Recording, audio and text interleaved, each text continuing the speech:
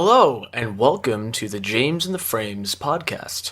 I'm your host, James, and here I talk about some of the greatest frames ever filmed, while also discussing film-related topics with you guys. This is going to be our spoiler discussion episode for Charlie Kaufman's latest film, I'm Thinking of Ending Things. Now, I already reviewed it on my channel. I gave it a spoiler-free review. I didn't give it a grade because I had no idea what it was about. I felt like I had only seen half of the film, and that it was unfair to give it a grade without knowing all that much about it. And now I have rewatched it. But I haven't rewatched it all the way through because guess what, guys? On my rewatch, I have picked up on so many things that I didn't notice the first time around. I am completely invested and fascinated by this film and discovering what the meanings are. I know that sometimes it's not the best thing to go into a film wanting to analyze every single aspect of it. It might make the viewing experience less enjoyable. But when it comes to Kaufman's films, it's kind of a necessary part of it, I think. And this is the first time that I'm actually going through the film and pausing at certain areas to write down what I think is going on the screen. And it's actually a unique experience that I'm really enjoying. And guys, I've been writing for the past 48 hours. Not straight, obviously, but I've been writing, in these last 48 hours, I have been writing about everything that I'm picking up while watching the film. I started watching it again and I thought, okay, well, I'll just write a couple paragraphs about what this might mean or something like that. Like, it won't take too long. Well, guys, it turns out I have over 5 pages of notes that when I organize them and develop them, they'll probably be even longer. There's just so much that I can detract from this film, and I'm actually really excited to share it with you guys on this podcast. Now you might see from the podcast's length when I upload this, it might be. I'm guessing now because I don't know the exact length of it right now because I'm recording it, but I'm guessing it's going to be like 40 to 30 minutes, probably at the least. And you're thinking, okay, how can you fit your whole interpretation 5 pages into those 40, 30 minutes if you want to develop all your points, James? Well, guys, I think I want to do an analysis series on my YouTube channel. I think I want to go episode by episode, the different parts of the film. The first part maybe being the trip to Jake's parents' house, the second part being Jake's parents' house, the third part being Tulsi Town and what that means. And guys, I've been rewatching it, right? And I've gotten to the point where they're leaving Tulsi Town, the ice cream parlor in the middle of a blizzard, which is such a cool idea. I just love the look of it. In the film, I'm basically right after that point. And if I kept going on for the rest of today, I'd probably be up all night writing about it. So I'm going to give basically my general thoughts on what I think the film means. There's a lot to go over, there's a lot of details to go over, so I ask you guys to bear with me and try and follow along. I'm sorry if I don't explain some of my points as thoroughly as they should be explained, but I'm going to try my best. For those of you who have not seen I'm Thinking of Ending Things, this entire analysis may very well ruin the viewing experience for you if you have not seen it yet. And for those of you who have seen it, this is just my interpretation. This is not me saying the film is about this. This is what I take from the film. There's a ton of different analysis videos out there that I have not seen yet. I have not clicked on a single ending explained video, article, whatever. I have not clicked on anything because, again, like I said in my spoiler-free review, I want to respect Charlie Kaufman's approach to not telling the film to an audience, to not spelling it out for them letter by letter, to leave it up for interpretation. So that's what I'm going to be doing in this episode. I will give a quick spoiler-free review just here. The plot synopsis, which is on Google: full of misgivings, a young woman travels with her boyfriend to his parents' secluded farm. That's about as basic as any plotline can get. The film is brilliantly written, the cinematography is just absolutely amazing, the performances are top-notch, and I just highly recommend that you go see it. Even if you're really not into these types of films, or if it's your first time watching a Charlie Kaufman picture, go see it. It's on Netflix right now. It's a great way to enter his filmography. And while I'm on the Google page of the synopsis, I'm seeing that 61% of people liked this film. I'm surprised that it's as divisive as it is. And when I scroll down here, I'm actually looking at some 1-star reviews. Okay, guys, just for fun, let's read a 1-star review from Google Play. All right. This guy, I'm not going to say the guy's name because I don't want to be that dude. But, all right, so let me read a bit of it. This is that all too rare movie where professional movie reviewers are so reluctant to say anything bad about a movie, knowing others will give it high reviews based on some of its qualities listed below. Reviewers from Boston Globe and New York Times are proud of movies that push boundaries, produce great cinematography, and induce a feeling of melancholy. And this movie fits all those qualities, so other reviewers join in trying not to sound stupid or out of place, explaining the 86 Rotten Tomatoes score, no doubts. Okay, a jab at Rotten Tomatoes, fine. But it is an absolutely terrible watch to anyone who is not a professional movie critic. I highly disagree with you there, but alright, I'll keep reading. Before you go on preaching this movie, have you analyzed why it does what it does in each scene and considered, does this scene truly make sense, further the plot, or give the audience something to take away? Yes, I have, sir.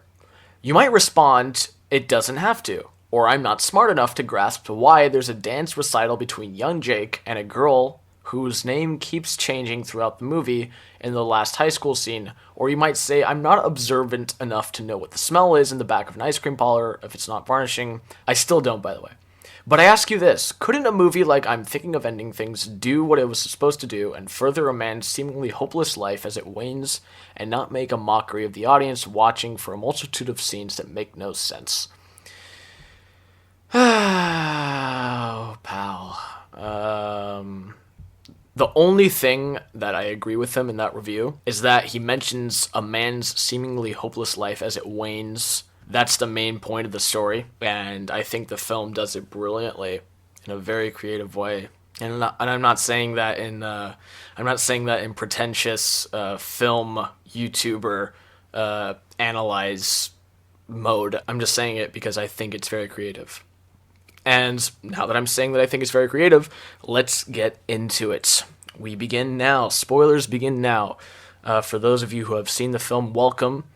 And we shall begin. All right, so as I said before, I'm rewatching this film on Netflix and I'm taking notes. I've turned subtitles on while rewatching it so I can pick up on anything that I might have missed. Because sometimes I don't hear something and it might be an important part. And subtitles sometimes reveal things that the normal viewer might not be able to understand. I had them on so I could quote the necessary quotes, but it doesn't really deduct from the viewing experience, honestly. Sometimes I'm concentrated on what the characters are doing rather than what they're saying, and the subtitles definitely helped there. But definitely when I see this for a third time, I'll know everything, and it'll just be an amazing experience, and I can't wait for that. But for now, let us really begin. So, basically where the film starts for me is when the road trip starts. The opening scene where Jake comes up to pick Lucy, it's a beautifully shot scene, I love it.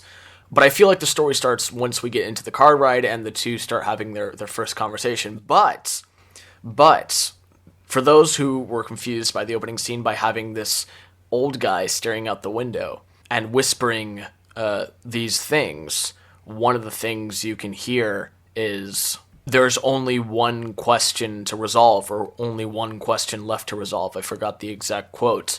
You can hear it being whispered, and Lucy kind of looks like up towards this apartment building, and you can kind of decipher that it's coming from there, but you don't really know. That old guy looking out through the window is actually a big part of the story, and I'll get back to that in a second. But you may seem, confused by that. Don't worry. We're going to get to that. So the two characters start having a conversation. They just have some banter back and forth. And then, at one point, it cuts to this old man. And he's at a house. Now, if you've seen this for the second time, you know that the house is Jake's parents' house. The old man in this supposed flashback or cut away to this old man in his house, this man is Jake as an old man. I'm going to call him Old Jake from here on out. So old Jake goes through his morning routine, and he goes into his truck, and he starts listening to his radio. And there's this line that says, "Though your sins be as scarlet, they shall be white as snow." And then it cuts back to Jake and Lucy in the car in the middle of a snowstorm. I have so much that I could say about that quote. I'm going to let you guys think about it, because this is a discussion podcast. I want you guys to think about it too, not just me spilling all my thoughts. So I'm not going to touch on that right now in this podcast, because there's just so much meaning behind that. So basically what I want you guys to take from that is that it's basically a quote-unquote flash forward and flash back in some way, because it's showing old Jake and then young Jake with Lucy. Then they pass a swing set on the road in front of an abandoned house. If you notice, when we flash to old Jake, there is an abandoned swing set at his house that's very similar to the one that's on the road. And that could be a metaphor for Jake moving into his parents' house after they're gone, and that being basically a symbol of his childhood there, and that he's been there for so incredibly long, from his early years to old age. That's what I take from it. And then we come back to young Jake and Lucy, and something comes out of the corner of young Jake's mouth. I don't know what it was. I think it was drool or something. I didn't really catch it. And here comes an important point. They start talking about theater rights, and Jake says that he's not a big fan of theater, but he actually lists like 10 plays off the top of his head, which means that it might be a secret passion that he's really interested in, that he likes musicals. He's like, come on, this is from Oklahoma, the musical, or something. He says that in the car. And in the film's ending scene, there's a big musical number. I'm sure there's a relation there. I haven't got to it yet because I have not finished rewatching the film for a second time, but it's interesting that he's not like a huge fan of theater, but yet he names off like 10 or more plays off the top of his head. And then as the scene continues to play on, Lucy is asked something, and she's asked about the road trip, and her inner thoughts tell us that she's not remembering about the road trip or anything lately. Okay, guys, this is where I started thinking about something that I'm going to reveal in a second. She hasn't remembered anything lately. She does not know why she is there. And then they start talking about movies and how sometimes movies plan bad ideas, and Lucy calls it the something of society. I can't remember the exact word. And then Jake says, "I suppose I watch too many movies." That's another hint to his character. It's a big part of his character. I'm going to get to the reveal, guys. Just note that down. Jake says, "I suppose I watch too many movies." It's a big part of his character. Then Lucy reads a poem. I think it's called Bone Dog. The poem's called Bone Dog. And when she reaches the end, and I want you guys to quote this, "Loneliness or wife-shaped loneliness." Keep that in your mind, guys. The Bone Dog poem might just be exactly what old Jake feels during old age and as he gets older. And it's definitely confirmed when young Jake says, "It's like you wrote it about me. It's like you wrote the poem about me." Again, I'm getting to it, guys. Just give me a second. So they arrive at the house, and Jake calls out. He says, "I'm here. We're here." Notice how he says, "I'm here" first, and then corrects himself with "we're here." Okay, so one of the two things that I can't list yet because it's a big reveal.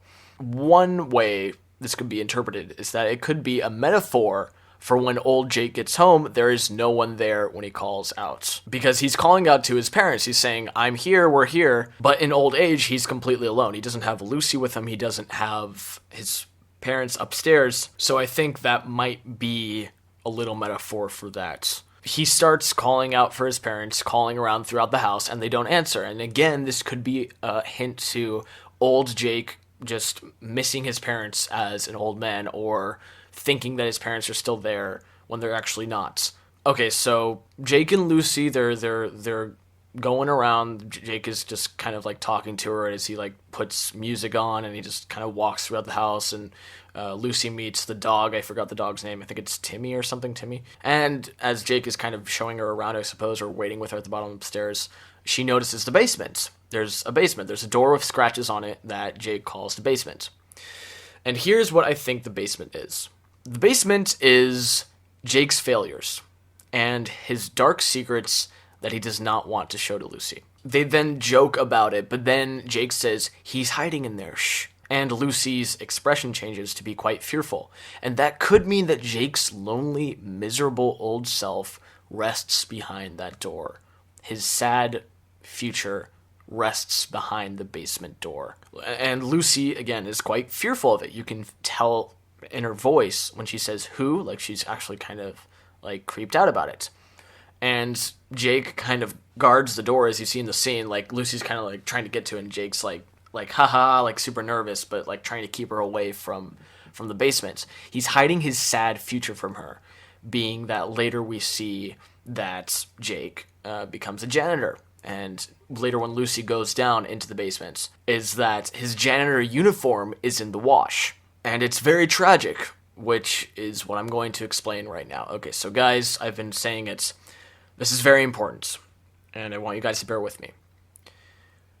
Jake is the main character of I'm Thinking of Ending Things. You guys might have already knew that, but I wasn't really fully aware of it. Jake is the main character of I'm Thinking of Ending Things. And Lucy is not a real person. She is either a projection of his subconscious or a made-up person. Or a representation of everything good in Jake's personality.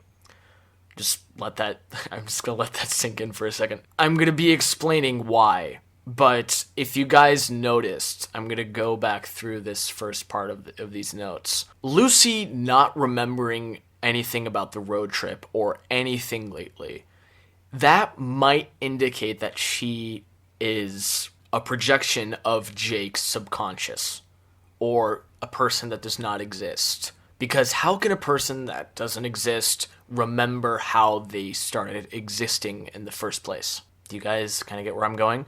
And also when Jake says, I suppose I watch too many movies.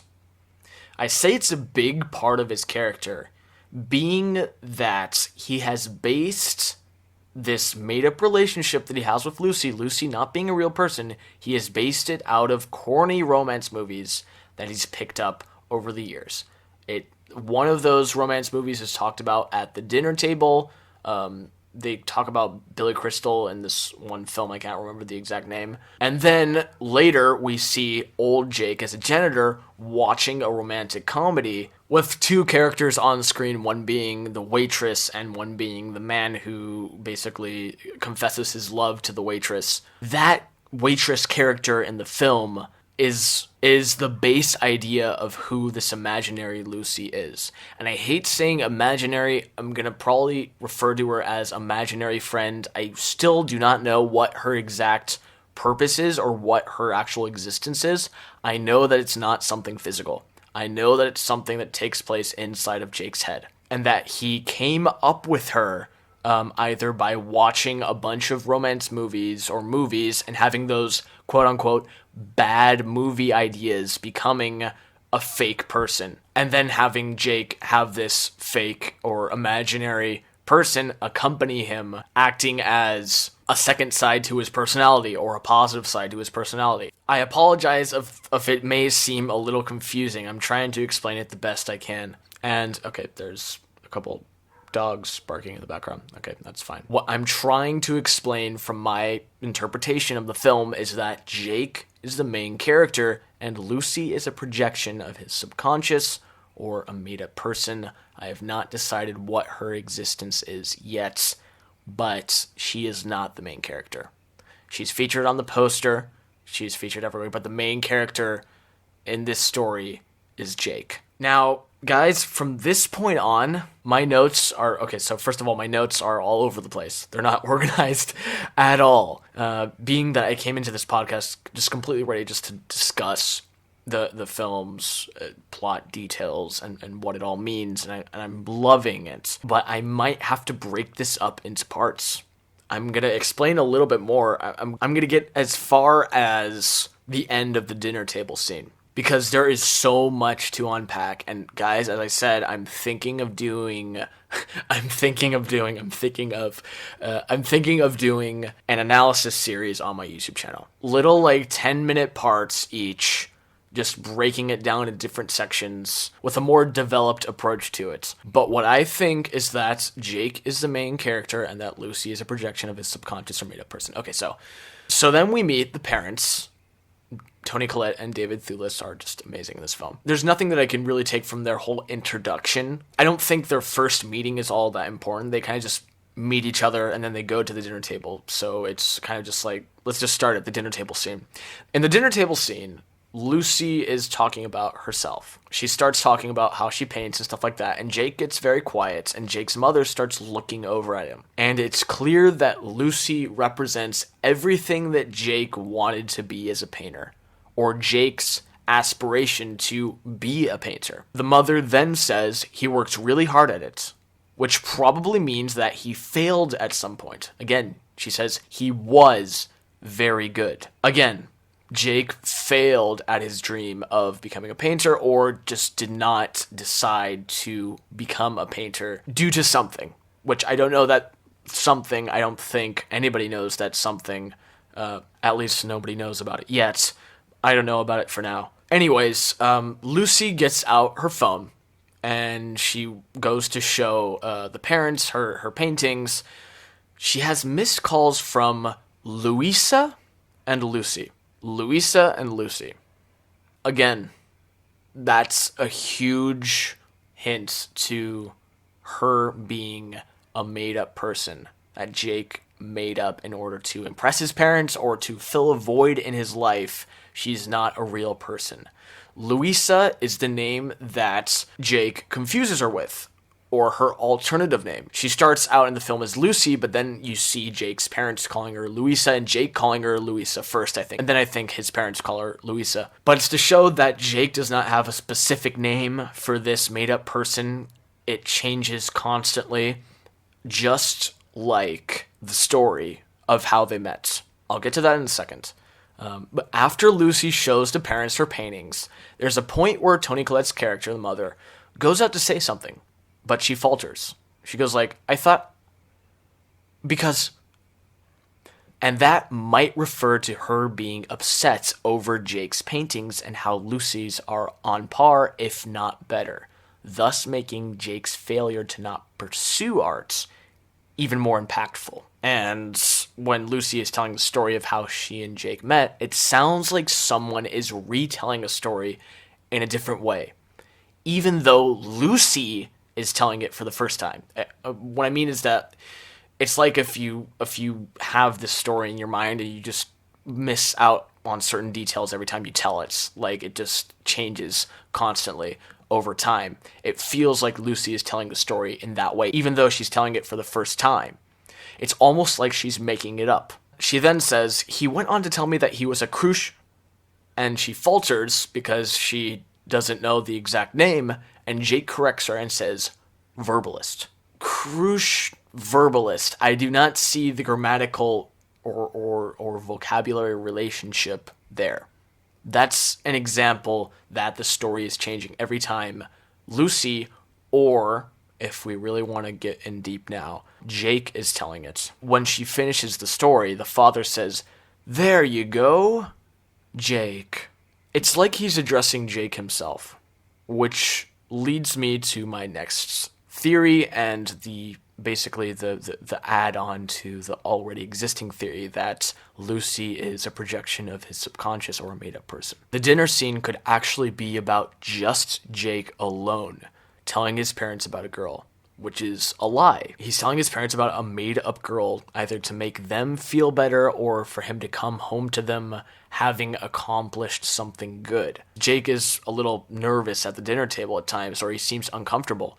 It's why the story feels made up in the way Lucy tells it.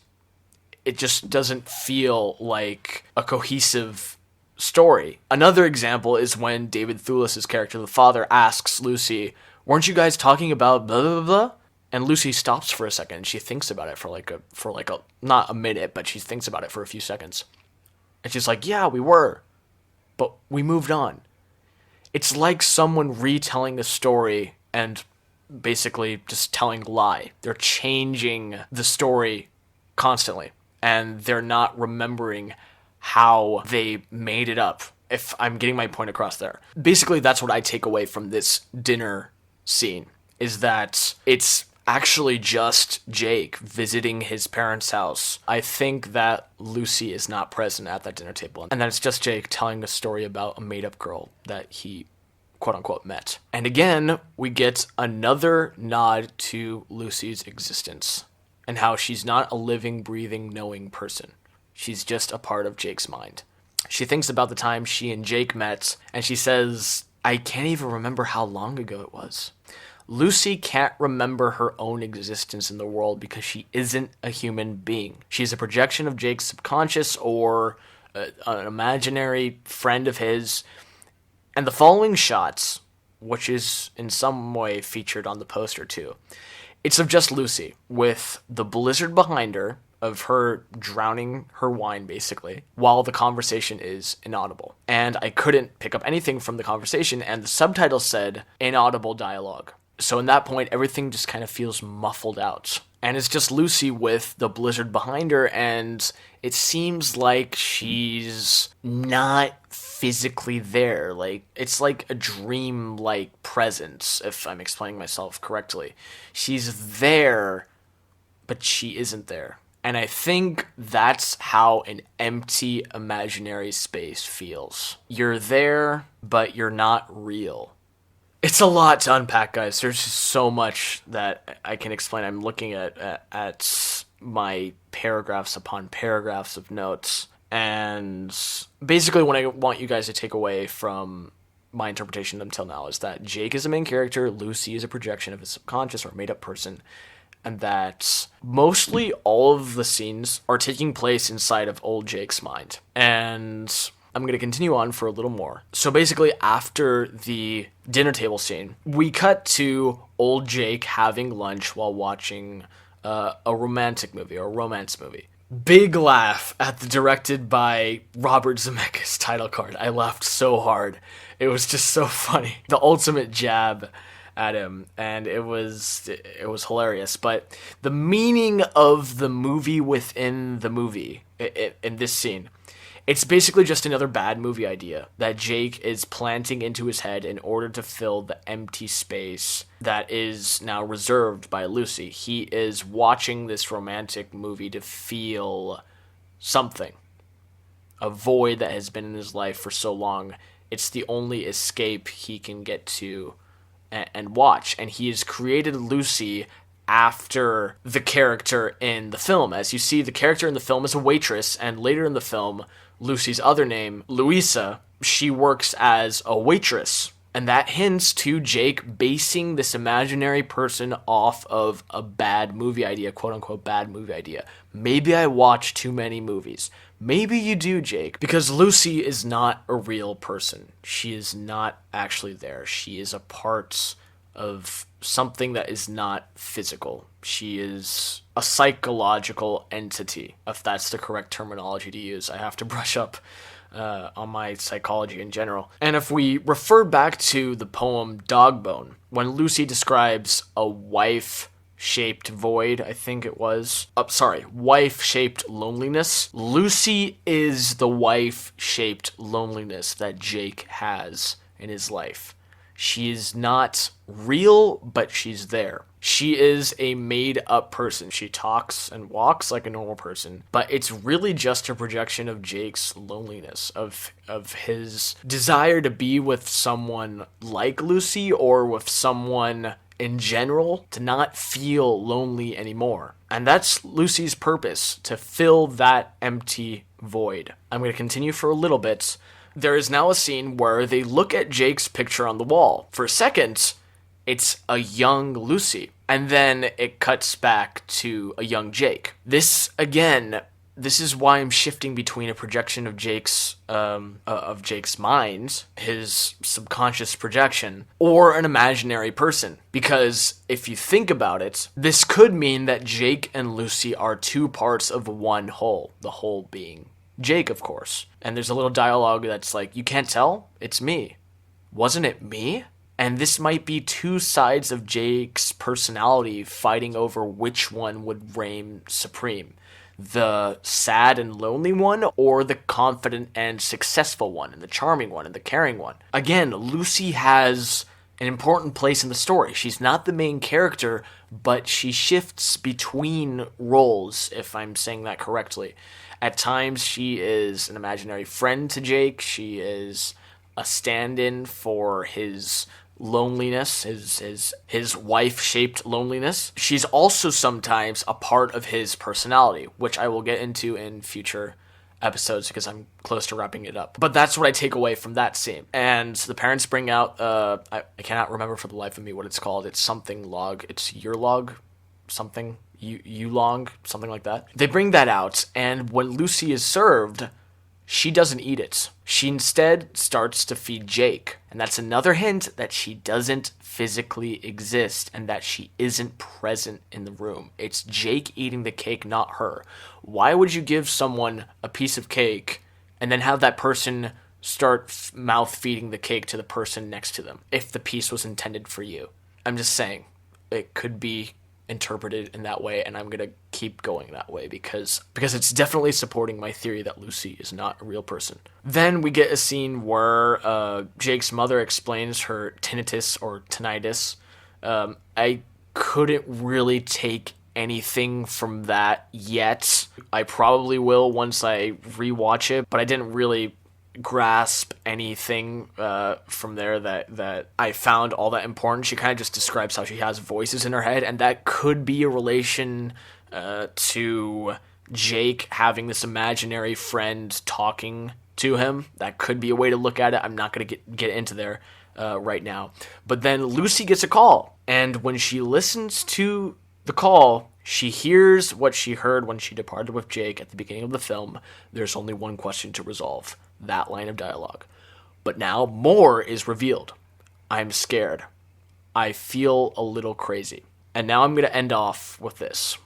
And I'm sorry if this is what you've heard already, but I'm just coming to this conclusion now. There's only one question to resolve.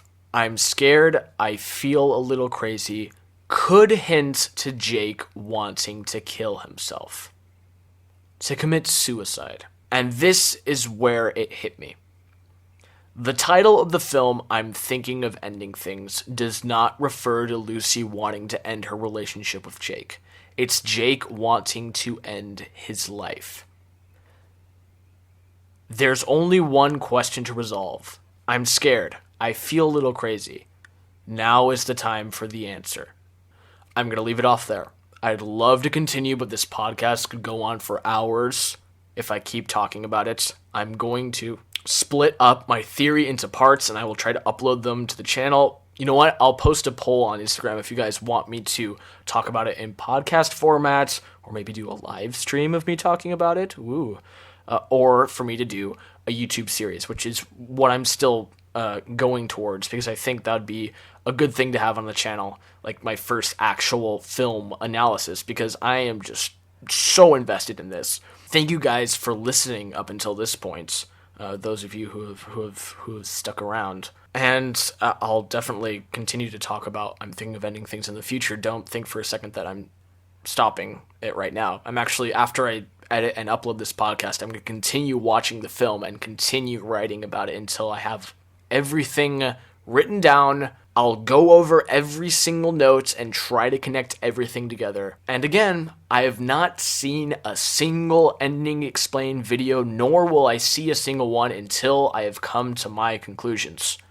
Until I have come to my conclusions with my interpretation, I will not watch any ending explained. What does this mean? What does that mean? I'm just not going to do it. I'm really enjoying diving into this film and taking so much from it on my own. And that's what I love about Charlie Kaufman, and big shout out to Charlie Kaufman for leaving his films up to interpretation. And in a way, his films are the feature-length version of an open ending for me. It's just the biggest show of respect from a director to hand off his story like that to you and say, hey, what do you take from this? So thank you, Charlie Kaufman. Thank you guys for listening. I would go into Q&As, but there isn't any Q&As because I forgot to post the poll. But no worries. I actually do want to talk about a couple of other things. A lot has happened in the past couple of weeks. Movie theaters are starting to open up again. I actually went to my local movie theater for the first time in like 6-7 months, and I saw Inception for its 10th anniversary on the big screen the way it was meant to be seen, and it was quite the experience. It just was the perfect return to the movie theater. It was just amazing. Also, besides movie theaters reopening, there have been a lot of trailers coming out, and one trailer that blew my mind that I'm sure you guys have seen me posting about is the Dune trailer. The trailer for Denis Villeneuve's Dune adaptation. And man, does it look amazing. It looks incredible. I'm already hyped for it. Everyone is hyped for it. I have not seen a single negative comment towards the trailer or the film in general. I'm going to read the original Dune novel by Frank Herbert, is his name? Herbert, I don't know the last name. That I should probably know that. Denis Villeneuve is one of the most talented directors working today, and I just couldn't be more excited. The trailer looks amazing. The visual effects look incredible. One particular still from the trailer that really stood out to me was it was of Timothée Chalamet's Paul Atreides. I think that's the main character's name, with Josh Brolin's character. And they're on this spaceship flying really high above this massive sandworm devouring this other spaceship. And it feels so intense. Like it's Paul Atreides hanging off of Josh Brolin's character while they stand on this open ramp that's like in the open air as this spaceship circles this incredibly massive, like huge creature.